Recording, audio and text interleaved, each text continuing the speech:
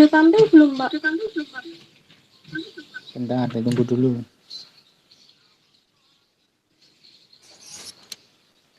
Sudah. Udah, Pak. Sudah. Oke. Bismillahirrahmanirrahim. Assalamualaikum warahmatullahi wabarakatuh. Waalaikumsalam. Di sini saya akan mempresentasikan hasil belajar materi IT Strategic Planning. Jadi di sini IT Strategic Planning merupakan rencana strategis TI yang pada umumnya mencakup perencanaan dari 3 sampai 5 tahun dan memastikan kepemimpinan senior berada pada halaman yang sama terkait tentang yang pertama investasi TI apa yang akan dilakukan, kapan dan mengapa, kemudian apa nilai TI itu bagi organisasi itu sendiri, kemudian bagaimana keputusan investasi TI itu dibuat dalam organisasi. Selanjutnya, TI umumnya merupakan pengeluaran modal terbesar dalam sistem kesehatan setelah konstruksi baru. Manajemen harus berpartisipasi dan mendorong proses pengambilan keputusan investasi TI. Sweet spot dari ITSP adalah keselarasan antara strategi bisnis dan juga strategi TI. Konstruksi kunci dari strategi TI ini adalah analisis kesenjangan yang berupa apa yang diperlukan dari kondisi saat ini ke kondisi masa depan atau yang akan datang. Ini merupakan gambar dari IT Strategic Planning. Untuk penjelasannya di sini yang pertama adalah charter. Jadi ini merupakan kesempatan bagi perusahaan untuk menyempurnakan ruang lingkup proyek dan faktor penentu keberhasilan serta menuangkannya dalam bentuk charter proyek yang tertulis, yang di dalamnya berupa apa definisi sukses untuk proyek, siapa yang nantinya harus diwawancarai, kemudian bagaimana jadwal dan format lokakarya yang optimal, di mana sebaiknya perusahaan menempatkan fokus utama mereka. Selanjutnya ada interview, itu wawancara yang terstruktur dan menyelidik yang dilakukan dengan berbagai elemen pendukung sistem kesehatan, di mana di dalamnya ada panduan wawancara disiapkan sebelumnya, kemudian didistribusikan. Wawancara ini bersifat rahasia dengan hasil takeaways yang dikumpulkan dengan tanggapan wawancara lainnya. Sejumlah besar wawancara membawa lebih banyak orang ke dalam proses dan menghasilkan lebih banyak dukungan dari rencana yang dihasilkan. Selanjutnya, benchmarking, membawa bukti empiris ke dalam proses perencanaan dibandingkan dengan rekan-rekannya terkait seberapa jauh kemajuan yang telah dicapai oleh perusahaan, kemudian berapa biaya yang dikeluarkan sistem untuk IT, dan juga seberapa besar IS departemen. Kemudian external drivers, tren industri, peraturan pemerintah, dan kekuatan lain yang mendorong proses pengambilan keputusan sistem dieksplorasi sepenuhnya.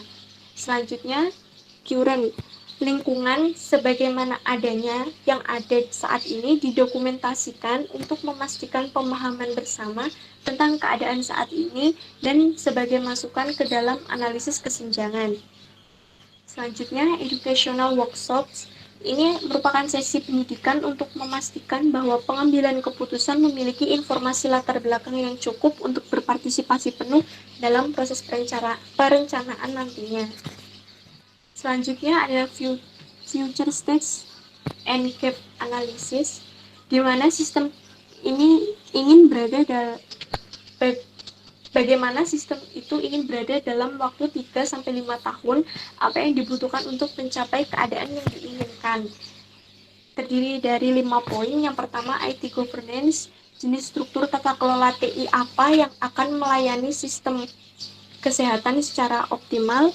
Kemudian clinical transformation, itu bagaimana proses klinis akan dioptimalkan dan sepenuhnya memanfaatkan potensi sistem.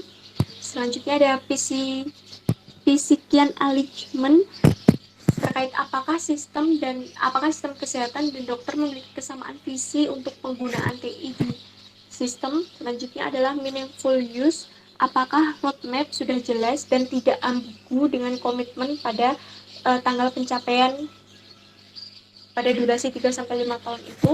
Kemudian ada infrastruktur, terkait apakah jaringan, server, meja layanan, Kemampuan pelatihan dan komponen infrastruktur lainnya itu telah berukuran tepat untuk mengakomodasikan peningkatan AIS permintaan pelanggan. Misalnya di sini pada pengguna dokter. Selanjutnya ada konsensus workshop. Ini sesi kerja yang difasilitasi dan terfokus dengan kepemimpinan senior untuk meninjau draft rekomendasi dan membuat keputusan arah kunci. Selanjutnya ada opportunity validation. Setelah lokakarya eksekutif, di mana model peluang yang sederhana diperiksa, peluang yang dipilih tersebut akan diteliti dan ditentukan lebih lanjut.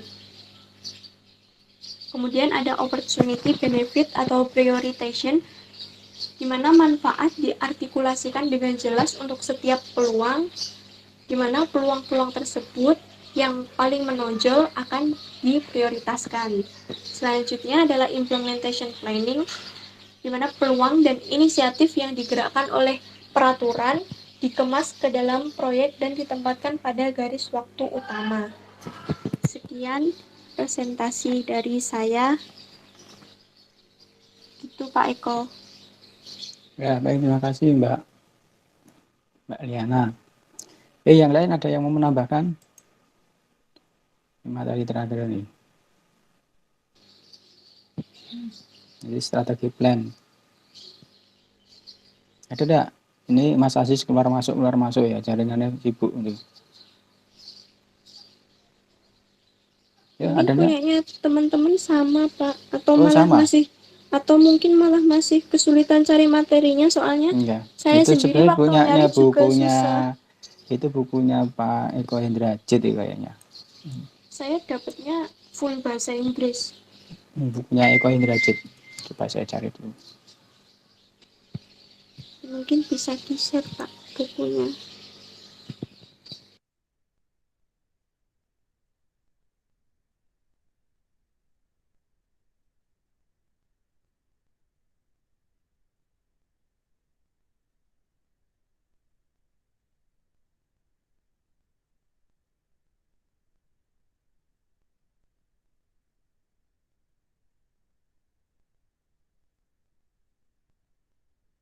Bentar ya. Ya Pak.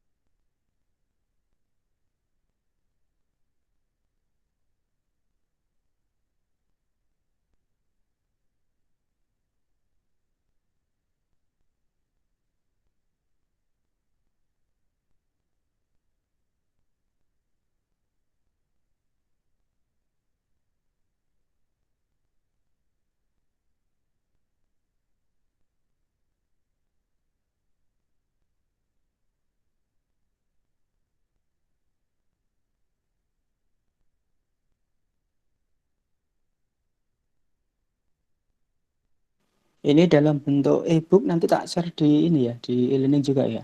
Soalnya ini dalam bentuk e-book, jadi satu buku elektronik itu nanti cuma ini banyak materi di sini. Iya, Pak. Ya, bentar. Ini share screen-nya saya Ya tutup aja ya, Pak. ditutup pada dulu.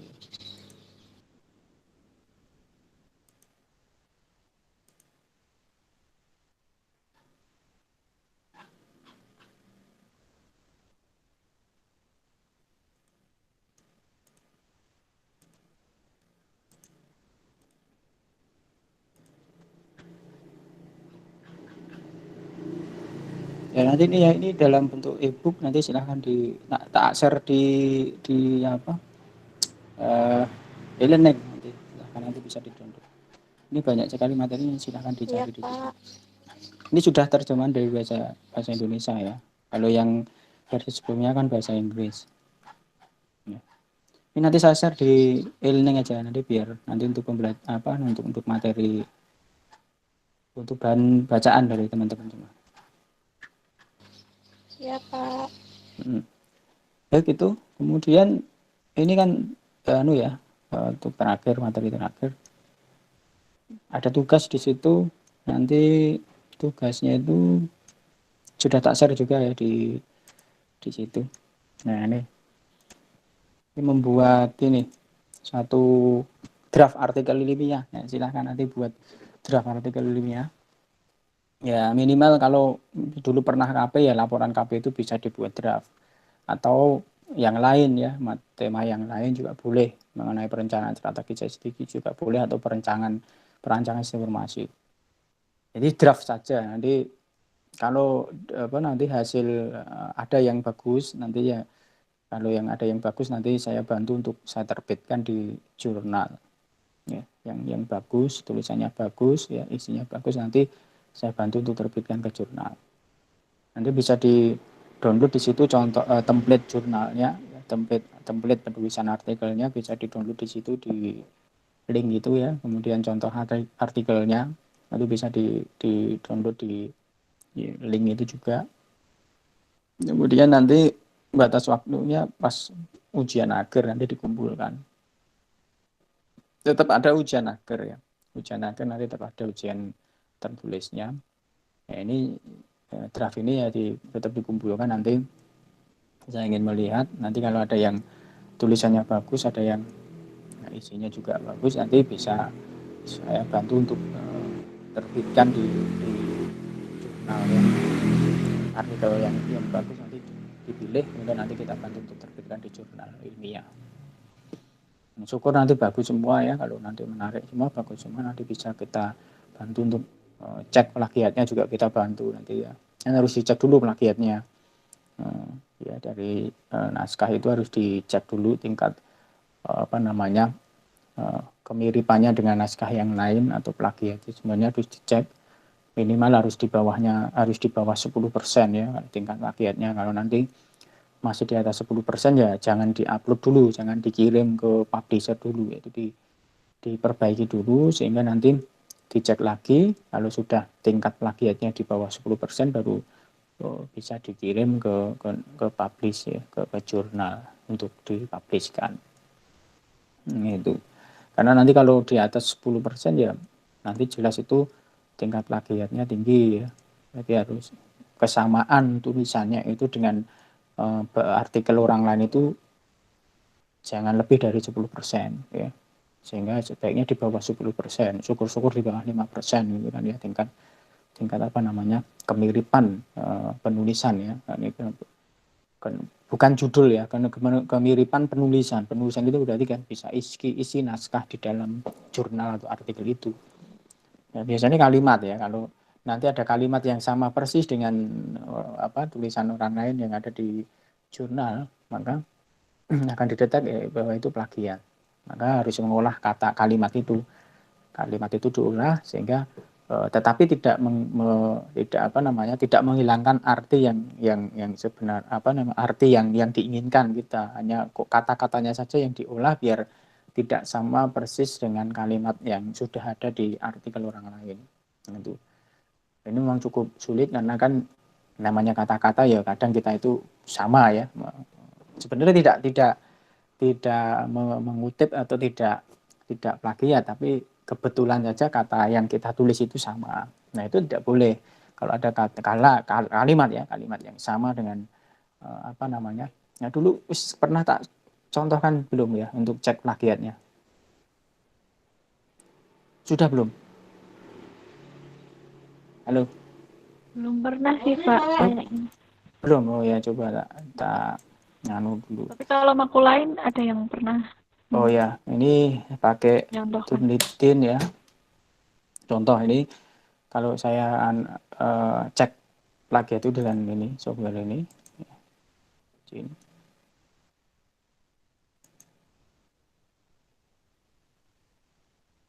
Nah ini saya nih ya, saya pakai Turnitin nanti bisa daftar, tapi ini berbayar ya, bayar. Nah ini ada saya baru saja ini cek apa plagiat satu artikel, saya cek plagiatnya dia 9%, jadi warnanya hijau berarti di bawahnya jadi 10%. Nah, ini caranya sama, tinggal di resubmit, kita upload apa namanya, upload jurnalnya yang mau dicek, kemudian baru setelah itu kita cek, nanti hasilnya seperti ini contohnya.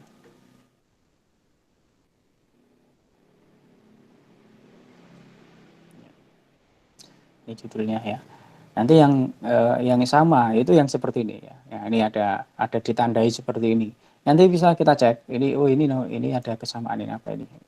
Dicek. Oh ini ada kata kalimat ini ya, kalimat sistem hasil dari penelitian ini adalah sistem informasi itu sama persis, kalimat itu sama persis dengan di alamat website ini garuda.ristekrin.go.id.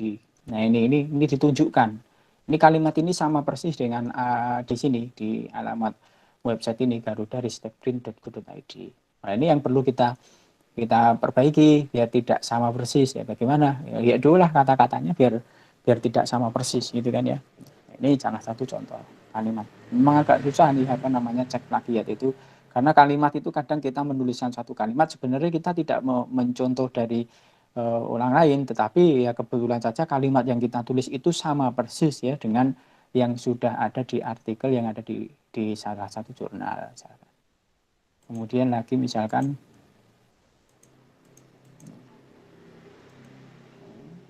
ada lagi, bentar. Nah ini kalau kita cek di sini. Nah ini sama dengan tulisan, ya tulisan sumber daya operasional sumber daya hardware ini sama persis dengan tulisannya si Heni Indrawati ya di sini. Ya, ini tuliskan sama persis. Ya. Ini yang perlu diperbaiki ya biar tidak sama persis ya harus kita ulah kata-katanya. Nah ini ditunjukkan kesamaannya di mana dan di tulisannya siapa ya itu ditunjukkan. Kemudian ada lagi misalkan, nah ini juga sama ini ya. Nah, sama. Oh ini di alamat website ini ya. Nah, ini sama persis tulisannya. Ya, karena kan sebenarnya kita tidak mencontoh kan ya, kebetulan saja sama. Ya terlihat pada gambar 6 dan gambar 7 kan ya apa namanya tidak mencontoh, tapi kan kebetulan sama dengan apa yang sudah pernah ditulis di internet itu kan ya. Ini perlu, kalau untuk mengurangi tingkat plagiat ya diganti, tapi kalau memang sudah di bawah 10% ya tidak perlu diganti, tidak apa-apa, yang penting tingkat plagiatnya itu di bawah 10%. Ini juga sama mestinya ya. Nah itu kalau daftar pustaka pasti banyak samanya, karena kan kita menuliskan daftar pustaka pasti menuliskan judul kan ya, judul dari penelitian, judul jurnal itu pasti sama. Kalau daftar pustaka tidak perlu dirungkan ya, karena pasti sama misalnya. Itu contoh cara cek apa namanya satu artikel. Jadi nanti mungkin teman-teman kalau sudah nanti menulis draft itu nanti yang tulisannya bagus ya, idenya bagus, nanti bisa saya bantu untuk kalau mau diterbitkan ke jurnal, nanti saya bantu untuk cek apa plagiatnya. Jadi nanti kalau sudah cek plagiat ya ketemu, nanti baru kalau ada banyak apa namanya tingkat plagiat plagiatnya tinggi, maka perlu perbaiki dulu, direvisi dulu tulisannya, ya kata-kata atau kalimatnya diperbaiki. Kemudian nanti dicek lagi, setelah diperbaiki dicek lagi apakah masih tingkat plagiatnya masih tinggi. Kalau masih tinggi ya nanti diperbaiki lagi sampai tingkat plagiatnya itu di bawah tadi 10%. Nanti kalau sudah sampai tingkat plagiatnya rendah, baru nanti bisa dikirimkan ke jurnal. Ya, mengirim jurnal itu juga tidak mudah ya, karena di sana juga direview ya. Mereka juga mereview tulisan kita, ya, mereview apa artikel kita. Tapi kalau kita coba melampirkan hasil cek plagiat kita nanti, mungkin nanti di publisher memikirkan, oh ini tulisan ini atau artikel ini sudah dicekkan ke apa tingkat plagiatnya sudah dicekkan. Jadi untuk apa namanya salah satu cara ya biar nanti penerbit itu atau penerbit jurnal itu mau menerima apa tulisan atau artikel yang kita tulis. Itu nanti silahkan.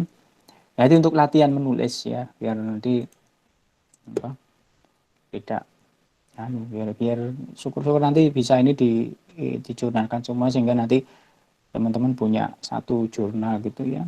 Selain nanti skripsi ya, skripsi nanti juga disuruh akhirnya juga membuat apa draft artikel ilmiah dari hasil skripsinya. Jadi ini untuk latihan menulis sehingga nanti pada waktu skripsi setelah akhir skripsi nanti tetap harus melampirkan draft artikel apa artikel ilmiah atau jurnal. Syukur-syukur nanti skripsi juga diterbitkan. Jadi akan memberikan nilai tersendiri kalau apa pas ujian skripsi, kemudian nanti apa hasil skripsinya sudah dijurnalkan dan terbit itu akan memberikan nilai tersendiri yaitu skripsinya itu. Ya. Itu ya. Ya sebisanya, ditulis saja sebisanya, boleh dari dulu pernah laporan KP itu boleh diolah lagi untuk dijurnalkan atau mempunyai ide yang lain untuk ditulis di dalam salah satu jurnal ya silahkan boleh. Nanti dikumpulkan pada waktu UAS ya, pada waktu ujian akhir semester. Itu ada pertanyaan? Cukup, Pak. Ya, gitu ya. Yang lain? Kita Belum ada, Pak. Ya, Pak. wis. Oke, kalau tidak ada berarti cukupkan sekian ya. Nanti saya tunggu itu sampai UAS. Nanti minggu depan mungkin kisi-kisi saja karena hari akhir ya. Nanti saya kasih kisi-kisi pas pertemuan akhir. Itu ya. Cukup. Baik, Ya, Pak. Pak. Baik, kalau tidak ada pertanyaan mungkin kita cukupkan sekian. Terima kasih atas kehadirannya dan semoga sehat selalu. Ini kampus tutup ini, WFH suruh di rumah. Mau dibersihkan katanya kampus ya. Mau disemprot nganggo apa? Pak Eko, Apa? mau Di, tanya, siapa? UASnya tanggal berapa, Pak? UASnya Januari. Ini kan pertemuan ke-14, ya toh? Ini kan pertemuan ke-14, Mbak. Minggu depan 15, ya toh? Kira, Mbak? Minggu depannya lagi itu hari tenang. Berarti Januari tanggal 4, Mbak. UASnya Januari tanggal 4. Halo, Mbak Dela. Iya, Pak Eko. Januari tanggal 4. Oh iya. Ya. Itu waktunya 2 minggu. 2 minggu. Ya 2 minggu seperti UTS kemarin. Nanti lihat jadwalnya ya, apakah di minggu pertama atau minggu kedua ya. Nanti menyesuaikan jadwal. Iya. Ya. Terus nanti Mas, jangan lupa daftar Pak itu ya. Daftar workshop ya. Tadi sudah tak share toh? Sudah di-share? Ya, segera dibikin draft proposalnya dulu.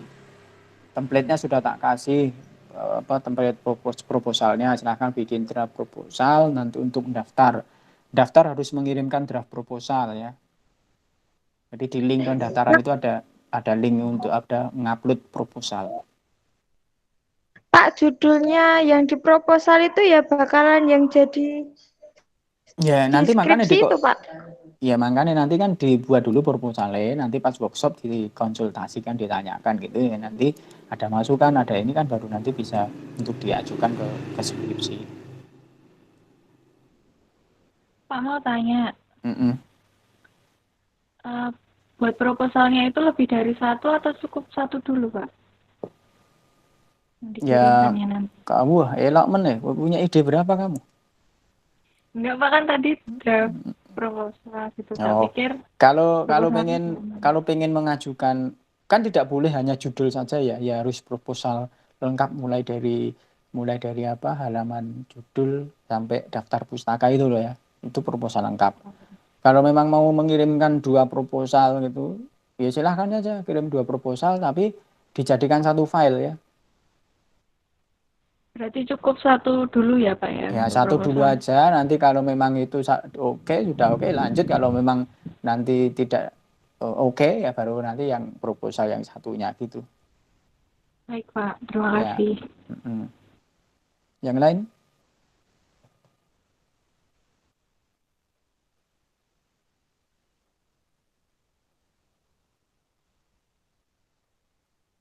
sudah ya, cukup ya.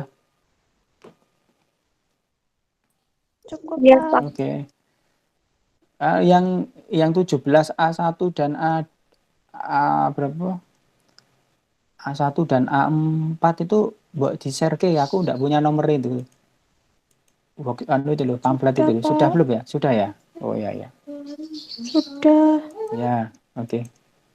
Baik, terima kasih. Semoga kita tetap selalu sehat ya. Amin. Baik, sampai ketemu minggu depan. Kita akhiri. Assalamualaikum warahmatullahi wabarakatuh. Waalaikumsalam warahmatullahi Waalaikumsalam wabarakatuh. warahmatullahi wabarakatuh.